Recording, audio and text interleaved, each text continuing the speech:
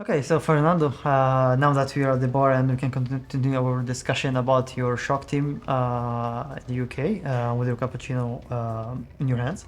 Let's go back first to what we were discussing about when would be the optimal time to involve the shock team in the care of a patient. Should we start from day zero or from when the patient starts to show the first signs of an incoming shock? So it's a good question because, as you know, shock is a continuum. So usually the earlier you detect the incipient shock, the earlier you can put measures in place and sometimes stop the deterioration and prevent the use of further therapies. And that is, in some occasions, easy and obvious, but some of the times could be a bit tricky, especially if it's done in centers that don't have that much experience in cardiogenic shock. So our approach is always to encourage involving shock team, either their own shock team if they have, or our shock team if they don't, as early as possible.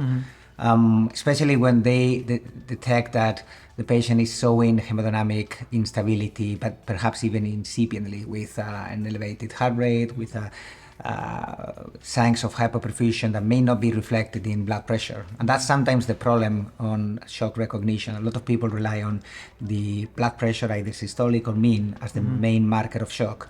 And especially the younger patients tend to compensate very well. So by the time they demonstrate these signs, it's perhaps a bit too advanced, and it could have been detected before.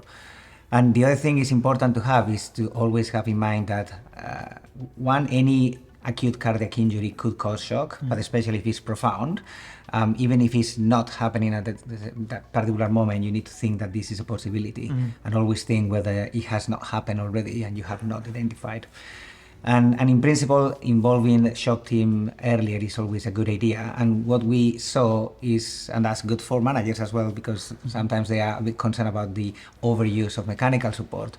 But what we saw is involving shock teams early actually reduce the need of mechanical support, because we can intervene on patients and deviate the management and adjust the therapies earlier. So some of these patients end up not requiring mechanical support.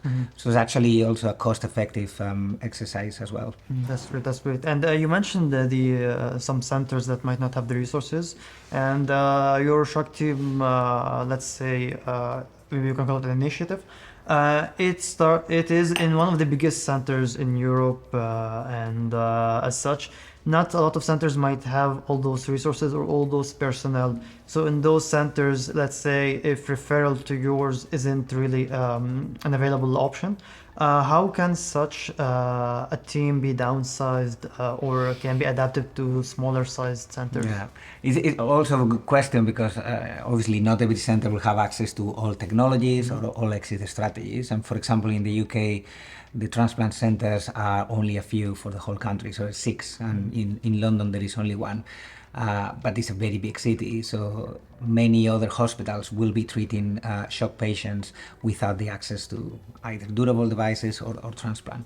But my advice would be to go to the basics, and if you believe that a shock team can improve outcomes, and you believe in the principles of a shock team, which is collaboration between specialties, early recognition and understanding of the pathophysiology and therapies that could change the course, you can adapt that to any size hospital. As long as obviously you have a critical care and an interventional cardiologist, which is usually the most common entry point for shock. As long as you have a dedicated and motivated group of physicians and surgeons that are believers in the shock program, you can adapt that. And again, although you may not have the resources on site in your hospital, normally you would have access to another center that could eventually provide the exit strategy. And it's a lot better for the patient and for the communication with this named center when both teams speak the same language, so to speak.